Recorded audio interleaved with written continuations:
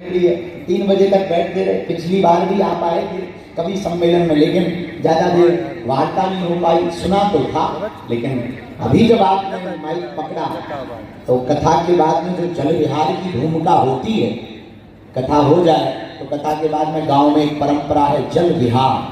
वो जल विहार की भूमिका हमें लगा कि आपकी वाणी ने ही पूर्ण की है। और साथ ही एक और विभूति मंचासीन है आज आर्योवेद की परंपरा को पूरे विश्व में अपने उदाहरणों से, अनुभव से प्रस्तुत करने वाले आचार्य मनीष जी भी मंचासीन हैं। हम आपका भी खूब खूब स्वागत बागेश्वर धाम पर करते हैं। मामा जी भी हैं, विदेश से भी आए हुए। कौन से देश से पहुंचे भैया? बेल्जियम से भी कुछ विदेशी बालाजी के पागल पहुंच गए हैं। और बहन अंजलि, खैर उनको समझ में नहीं आता है पागल वागल। Welcome to you Bageshwar Dham. क्या जय ठटरी के बड़े उन्हें समझ में नहीं आता है, उनकी हमें नहीं आती। हिसाब बराबर, उन्हें हमारी समझ में नहीं आती, हमें उनकी भी है। हम विदेश गए लंदन पहली बार, किसी ने हमको कहा कि बाबा आप अंग्रेजी सीख लो। हमने कहा अंग्रेजों को बोलो हिंदी सीख लो। ये हमारी समस्या थोड़ी। इसका मतलब ये नहीं है कि हम अंग्रेजी सीख नहीं सकते, सीख नहीं रहे हैं, वो बात है समय। लेकिन बहुत अद्भुत उत्साह के साथ में ये 3 दिवसीय गीता में हनुमान और हनुमान में गीता। और आज महाराज जी ने एक बहुत अद्भुत बात बोली। हनुमान जी बड़े विनम्रशाली, बड़े बलशाली हैं और बड़े विनम्र भी हैं। और दृष्टि का क्या अद्भुत उदाहरण कुछ महाराज जी ने देखा कि चंद्रमा में सब लोग दाग देखते हैं कि चंद्रमा में दाग है। हम लोग भी जब पूर्णिमा में चंद्रमा देखते हैं तो उसमें एक छपका देखते हैं, दाग देखते हैं। और हनुमान जी के देखने की कला कितनी अद्भुत है। वो चंद्रमा में दाग भी इतना अद्भुत देख रहे हैं। हनुमान जी कहते हैं चांद में ये जो दाग है ना, ये कोई साधारण नहीं है, हमारे रघुनाथ जी की श्याम लता की छाप छूट गई। ये दृष्टि हनुमान जिसकी जैसी दृष्टि होगी वैसी सृष्टि। जब महाराज जी सुना रहे थे तो हमें एक घटना किसी की याद आई। उस बात को पूर्ण करके फिर ज़्यादा समय नहीं लेंगे, क्योंकि महाराज जी को, हाँ भगवान की बड़ी कृपा है कि चील गाड़ी लेट हो गई। महाराज जी को 11-12 बजे यहाँ से निकलना था। हम अच्छा हनुमान जी साहब पहले दिन जब महाराज जी आए, हमको कहा, महाराज जी ने डांट दिया आप लोगों को कि उनको नहीं एयरपोर्ट लाना है। हम यहीं थे, हम वहाँ आलसी आ गए, तो काम में सेवा में फंस गए। कुछ 2-3 भूत आ गए, हम भूतों में निकालने में फंस गए। बाद में पता लगा महाराज जी गौशाला में और कथा का समय हो रहा है, हमें जाना चाहिए। हम भागे भागे गए, महाराज जी को प्रणाम किया, चलो महाराज जी। महाराज जी भी तैयार बैठे थे, आए तो गाड़ी में बैठे तो आचार्य जी ने कहा कि सबसे पहले बागेश्वर धाम के दर्शन करेंगे फिर कथा शुरू करेंगे। महाराज जी ने ऐसा कहा तो हम सबने पूछा कि आप जैसी आज्ञा करें। महाराज जी बोले जैसा लगे। सबका निर्णय ये हुआ पहले कथा करेंगे फिर दर्शन करेंगे। जैसे यहाँ आए तो हमारे चेहरे तो हमसे भी बड़े वाली है। उन्होंने किसी को एंट्री ही नहीं दी हॉल। दोनों तीनों विभूतियां दरवाजे पर और यहाँ पूरा पैक, मंच भर तैयार है, आके अकेले बैठो, बाकी सामने कोई भाई नहीं। लंबी लाइन बाहर लगा रखी। तो पीएसओ भागते हुए आए, बोले बाकी तैयारी तो ठीक है, पर अभी तो गेट ही नहीं खुला। अब हमने कहा महाराज जी अब क्या करें? तो हमारे मन में हम कहा चलो महाराज जी दर्शन कर लेते हैं, तब तक लोग बैठे जाएंगे। दर्शन करने चले गए। रात को हम थोड़ा सा बच्चों को डांट रहे थे, लेकिन एक बच्चा बड़ा होशियार टाइप का था, वो डांट नहीं खाना चाह रहा। वो बोला गुरुजी ये तो बहाना है, सब बालाजी ने कृपा करी है। बालाजी अपनी पूंछ घुमा के खुद चाहते थे कि पहले दर्शन हो फिर कथा। वही आज हुआ। कल सुबह रात्रि में 3 बजे निर्णय हुआ, हम महाराज जी के पास बैठे थे कि सुबह हर हाल में 12 बजे तक कथा पूरी करनी है और 12 बजे से 1 बजे के बीच में एयरपोर्ट महाराज जी को पहुंचवाना है और हम अपना दरबार लगा। तो सुबह तक 7 बजे तक हम माया जाल में फंसे रहे, इंटरव्यू देते रहे, बैठक करते रहे, थोड़ा 1-2 घंटा सोए, कब 9 बज गए पता नहीं लगा। फिर इसके बाद में जब महाराज जी आए तो हम यहाँ बैठे, थोड़ा हम लेट हो गए तो हम यहाँ बैठे थे, इंतजार कर रहे थे महाराज जी का। तब तक पता लगा हवाई जहाज लेट हो गई। तो महाराज जी ने बड़ी विस्तार, तो ये हमें लगता है ये जो पूरा क्षेत्र है ना, सन्यासी बाबा का तपो क्षेत्र है, जहां उन्होंने 1.25 करोड़ हनुमान चालीसा का पाठ एक जगह खड़े होकर के किया पूरे जीवन का। संकल्प लेकर के, उन्हीं के तप के प्रभाव के कारण श्री बालाजी प्रकट हुए। आज का जब सुबह का नजारा हमने देखा, इतनी ठंड, कोहरा भी हल्का हल्का, फिर भी छोटे छोटे बच्चे, बूढ़े बूढ़े, परिक्रमा में जगह नहीं, लगभग 35 फुट चौड़ा परिक्रमा और लगभग 1 किलोमीटर का परिक्रमा, लेकिन एक पैर रखने की जगह नहीं। हमें सुबह बता रहे थे सब लोग आके कि आज दर्शन के लिए सुबह 1 बजे से लाइन लग गई, रात्रि में 1 बजे से लाइन लग गई। वो भक्ति, वो आस्था, वो समर्पण को देख करके हमें लग रहा हनुमान जी बागेश्वर धाम से ही इन संतों के आशीर्वाद से हिंदुओं की एकता और सनातन के पताका को फहराना चाह रहे हैं। तो सब अपने यहाँ, कोई प्रयोजन नहीं, कोई भूमिका की। अच्छा, हमारी एक बड़ी अच्छी आदत है कि हम पहले से प्लान कुछ कर नहीं पाए, क्योंकि प्लान हमारा खुद का चलता नहीं। हमने कोई प्लान नहीं किया था कि कोई भजन गीत रास्ते में होना चाहिए, गाना चाहिए। ये प्लान किया था डीजे रख लेंगे, लेकिन जब हमने डीजे परसों बुक कर दिए तो भजन वाले भी आज आ गए। हनुमान जी ने बुक कर दिए और बहनंजलि भी आ गई और आप भी आ गए। तो आपको ही रात को महाराज जी ने आज्ञा दी एक भजन बनाओ। तो हम तो जब महाराज जी आज्ञा दे रहे थे, हम तो हंस रहे थे मनी मन, हमका भजन हो गया। अपन ने डीजे बुक किया, उन्होंने गाना बुक कर दिया। बड़ी अद्भुत कृपा है। तो यहाँ जो भी चलता, हमारे निजी ऐसे लाखों अनुभव हैं। अब आपके साथ होता नहीं होता हमें नहीं पता, हमारे साथ तो हो जाता। हर 2-4-10 मिनट में एक आध घटना में हमें लगता है लोग पूंछ घूम गई और हो गया। तो ऐसी 3 दिवसीय यह गीता में हनुमान और हनुमान में गीता अद्भुत चर्चा हिंदू एकता पदयात्रा के पूर्व में पूज्य महाराज श्री जी ने मानो गीता के श्लोकों को सुनाकर ये कह दिया हो, बेटे अब निकल जाओ रणभूमि में। जहां जात पात और भेदभाव, छुआछूत की बीमारी से, रूढ़िवादिता से, भेदभाव की कुरीतियों से लोग घिरे हुए हैं, जंजीरों में कसे हुए हैं, हिंदू अल्पसंख्यक हो रहे हैं, दूसरे मजहब के लोग बढ़ रहे हैं, भारत पर संकट मंडरा रहा है। छोटी छोटी बहन बेटियों को लव जिहाद के चक्कर में पकड़ करके ये श्रद्धा जैसे 35 टुकड़े करके कांड कर रहे हैं। ऐसे समय में परम पूज्य श्री गीता मनीषी जी महाराज, इन संतों ने अब ठान लिया है कि हर हाल में भारत के हिंदुओं को एक करके जात पात से ऊपर उठाना है। अच्छा, ये तो हो गई संतों की जिम्मेदारी, लेकिन तुम क्या करोगे? सिर्फ ताली भर बजाओगे या केवल दांत भर निकालोगे? तुम्हारी भी तो उतनी ही जिम्मेदारी है जितनी संतों की। केवल संत ही भर, अच्छा संत जगा रहे, जगा तो तुम जग रहे, वो तो जगा रहे, तुम जग रहे कि नहीं जग रहे कि तुम कह रहे नहीं ठीक है सही है सही है।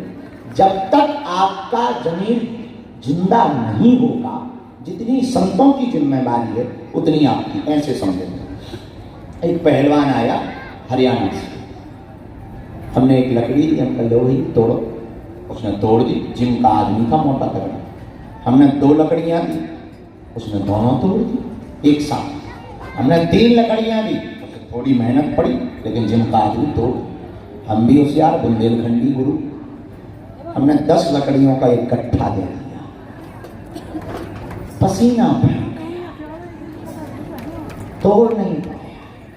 उसी दिन हम मोटिवेटेड हो गए, हमने कहा हिंदू अकेला रहेगा, ये तोड़ देंगे।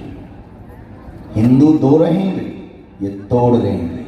हिंदू सब इकट्ठे रहेंगे, इनकी नानी मर जाएगी, ये हिंदुओं को तोड़ देंगे। इसलिए हमने, जो महाराज जी ने कथा के ग्राम में कहा, हम सब हिंदू, जो वहाँ तो सब बड़े बड़ों को मिलते हैं, गरीबों को कोई नहीं पूछता। हमें पता है कि यही प्रवचन तुम सुनाओगे, लेकिन तुम अपने स्वार्थ से आए। ये महात्मा अपने स्वार्थ से बैठे, तुम्हारा स्वार्थ निजी है, इन महात्माओं का स्वार्थ सिर्फ सनातन की क्रांति है। इसलिए हम सबको प्रण लेना है, हम सब हिंदू। जोर से बोलो। पद यात्रा में आप ना पहुंच पाओ, घर बैठकर तो सोशल मीडिया पर देखो, एक एक हनुमान चालीसा का पाठ करो। हमारा पदयात्रा का उद्देश्य ये नहीं है कि हमें पैदल चलना है, शोभा यात्रा नहीं बनाना। पदयात्रा का उद्देश्य है बिछड़े और पिछड़े लोगों को गले लगाना। अमीरों को मंच पर बुलाया जाता है, गरीबों को सिर्फ ताली बजाने के लिए बुलवाया जाता। हमारा सपना ठीक अलग है। हम चाहते हैं कि जिस पंक्ति में अमीर बैठे वहां समाज का बिछड़ा और पिछड़ा आदमी भी आगे आकर के बैठे। और हमने लोगों को कहा भी, टीवी मीडिया पर भी कहा, तो भारत सरकार को 2 जातियां बनानी चाहिए, एक अमीर की एक गरीब की। देश के विकास के लिए बहुत जरूरी है। इसलिए अब हम लोगों को जात पात से ऊपर उठना है, सामाजिक समरसता, एकात्म यात्रा, हमको एक होना है, नेक होना है। सबल बनने के लिए हम सब हिंदुओं को एक होना है, क्योंकि वर्तमान में संकट बहुत है। बांग्लादेश की घटना सबको पता है, बताने की जरूरत नहीं है, दोहराने की जरूरत नहीं है। बस ये बात है कि तुम लोगों को तब जागृति आती है जब तुम्हारे घर पे होंगे लोग। सही बात। जब तक पड़ोस में होते हैं तब तक तुम मजा ले रहे हैं। बाबा जी के घर पे गए हैं हमारे, उनके लिए सब एक है। सही बात। क्योंकि वो सबको काफिर कहते हैं, एक एक करके सबकी हालत खराब होगी। इसलिए हम लोगों को हर हाल में जय जय जय जय क्या होना है? जोर से बोलो, ए जात पात की करो विदाई, हम सब हिंदू हम भाई, सब हिंदू भाई भाई, जात पात की करो विदाई। हम सब हिंदू भाई भाई। वर्षों से यह पदयात्रा प्रारंभ होगी, यही बागेश्वर धाम से परिक्रमा लगाकर हम निकलेंगे। हमारा उद्देश्य भीड़ को जुटाना भी नहीं, सिर्फ आपको जगाना है। आप जागोगे, आपका भला। सब संत कृपा कर रहे हैं। दूसरी बात, पूज्य श्री जगत गुरु भगवान पूज्य गुरुदेव से प्रार्थना की थी, परंतु हमें लगता हो अवस्था बहुत उस पर थोड़ा सा स्वास्थ्य भी ऊपर नीचे गुरु जी का हो जाता है, और समुदाय यहाँ ज़्यादा होगा तो कोशिश करेंगे, पर हम तो प्रार्थना करेंगे कि गुरु जी वहीं से आशीर्वाद दे दें। बाकी सब संत भी पहुँच रहे हैं इस पदयात्रा के मध्य में। आपको भी 1 दिन का टाइम मिले तो पहुँचें। अब अगले साल के लिए हम लोग यहीं से महाराज जी से प्रार्थना करें कि फिर से 5 दिन गीता में हनुमान की चर्चा सुनाइए, आपके मुखारविंद से बालाजी को सुनाई जाए,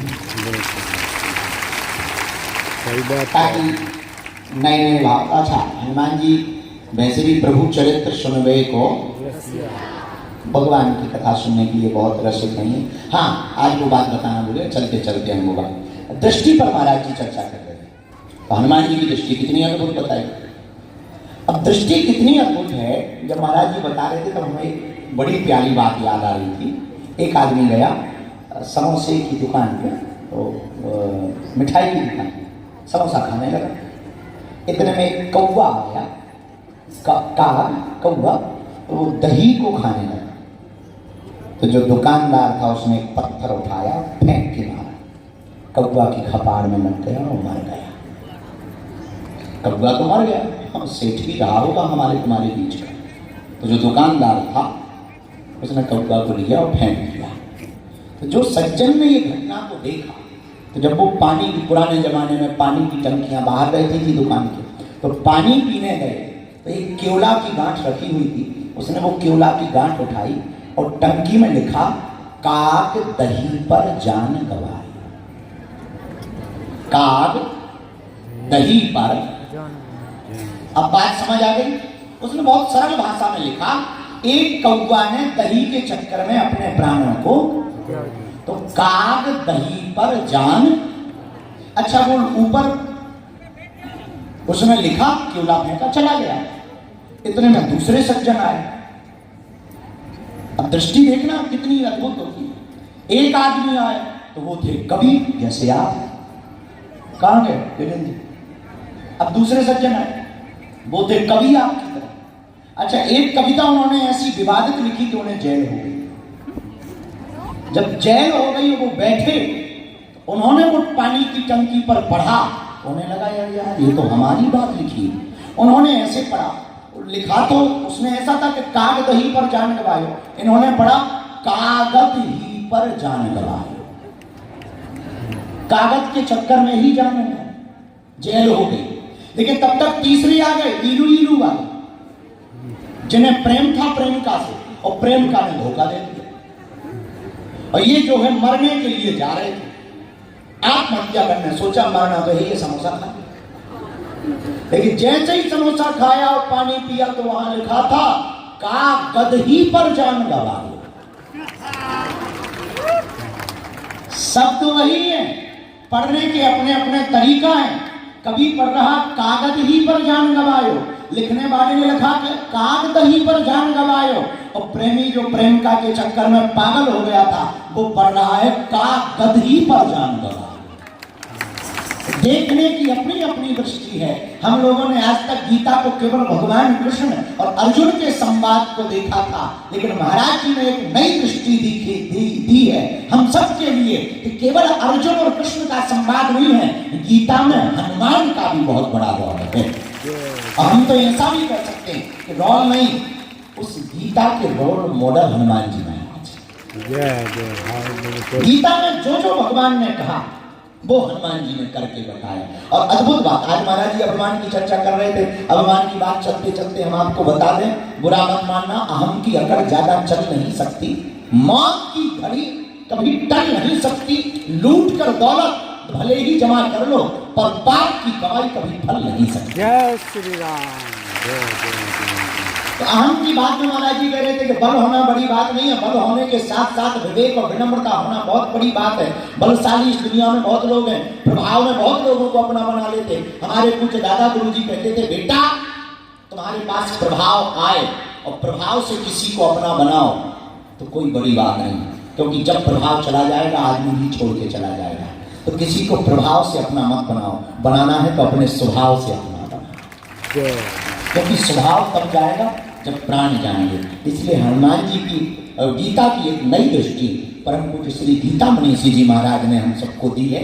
गीता में बोलो जोर से, हनुमान। हनुमान, गीता में हनुमान और हनुमान में गीता, एक नया संकेत हम सबको दिया है। बहुत अद्भुत यह सत्र हुआ, हम सब पूज्य महाराज जी के प्रति बहुत, अब क्या कहें, बार बार दंडवत प्रणाम करके महाराज जी के प्रति भाव श्रद्धा समर्पित कर रहे हैं कि इतनी अद्भुत चर्चा हम सबको श्रवण कराई। आप लोगों ने भी बहुत विनम्रता पूर्वक सुनी और बहुत सहजता, क्योंकि महाराज जी बहुत पुरानी परंपरा के, हमारे जैसे चटक पटक थोड़ी, पुरानी साधु परंपरा, जो साधु शाही परंपरा है, हमें बड़ा वो लग रहा था कि कैसे, हमारा तो ठीक है, बाकी लोग कैसे। पर जब यहाँ आप लोगों का भाव देखा कि आप लोग भी पूज्य महाराज जी की वाणी को सुनकर के बड़ी द्रवीभूत हो रहे हैं, बड़े आनंदित हो रहे हैं, तब हमें लगा कि वाह, हमारा बुंदेलखंड के श्रोता भी बड़े अद्भुत हैं। तो आप सब भी महाराज जी को वहीं बैठे बैठे दंडवत प्रणाम करो। महाराज जी, हाँ, एक फिर से हम एक संदेश देना चाहते हैं। अगला महीना है दिसंबर को तारीख है 11, कितनी? 11। अरे जोर से तो बोलो। 11 तारीख को 11 बजे महाराज जी, पूज्य महाराज श्री जी का संकल्प है, 11 तारीख को 11 बजे एक साथ गीता पाठ 1 मिनट। फिर से सुनो, 11 तारीख को 11 बजे एक साथ गीता पाठ 1 मिनट। ये पूज्य महाराज जी ने जियो गीता, चलो जी गीता की ओर। गीता अद्भुत सदग्रंथ है, क्योंकि बाकी ग्रंथ तो सब संतों ने लिखे हैं, कहे हैं, पर गीता एकमात्र ऐसा सदग्रंथ है जिसे स्वयं भगवान श्री कृष्ण ने कहा।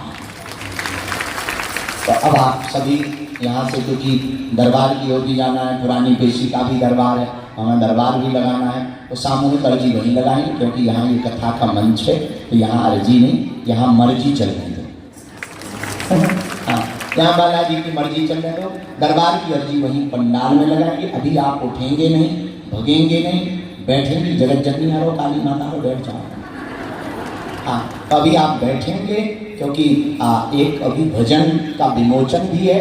इसके बाद में हम सब उस प्रांगण में चलेंगे। यहाँ इसलिए भी खाली करेंगे क्योंकि जहाँ अन्नपूर्णा भंडारा चलता है वहीं हम लोग कब्जा किए, और आज बड़ा लेट भी हो गया भंडारा, तो उसके लिए क्षमा है। 12 बज गए, आप लोगों को भी भूख लग रही होगी, भंडारा ले ली है, तुम्हें खुशबू आ रही होगी पूरी की।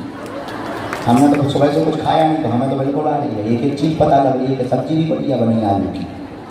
हाँ, तो अपन ने तो कुछ पाया नहीं है, तो और ज़्यादा सुगंध आ रही है, तो भंडारा तैयार है। लेकिन आप सब इसको पहले खाली करेंगे, भजन के बाद, आरती के बाद, फिर इसके बाद में शिवाद आप यहाँ पर व्यवस्था बना के यहीं पर बैठकर, क्योंकि ये जो प्रांगण है अन्नपूर्णा भंडारा का प्रांगण है महाराज जी, 5 साल हो गए महाराज जी आपकी कृपा से प्रतिदिन भंडारा चलते हुए, और अभी आपकी कृपा से ये पूरा हाईटेक बनने के बाद आपकी ही पहली बार यहाँ चल रही है। आपकी कृपा, एक बार पूज्य पालासर जी महाराज जी की भी कथा हुई थी, लेकिन तब पूरा नहीं बन पाया था, लेकिन पूर्ण निर्माण होने के बाद और अन्नपूर्णा जब यहाँ चालू हुई तो प्रारंभ होने के ठीक बाद आपके चरण पड़ गए हैं। निश्चित रूप से अब ये भंडारा अनवरत चलता रहेगा। मुस्कुराते रहो, हंसते रहो, हंसाते रहो। जिंदगी के गीत हैं, कुछ अच्छे कुछ बुरे, गुनगुनाते रहो। हंसना तो पड़ेगा, जीना तो पड़ेगा, क्योंकि हंसना इंसानों के भाग्य में है, गधों के भाग्य में है। इसलिए मुस्कुराते हुए, हंसते हुए गीता। अच्छा, तुमने कभी गधों को हंसते देखा? हमने नहीं देखा। अच्छा, कोई गधा तुमको हंसते हुए मिल जाए, समझना ये आदमी बनने वाला है। और कोई आदमी तुम्हें बिना हंसते हुए मिल जाए, समझना ये वो बनने वाला है। इसी के साथ वाणी प्रोग्राम। जय सिया राम। जय श्री राम।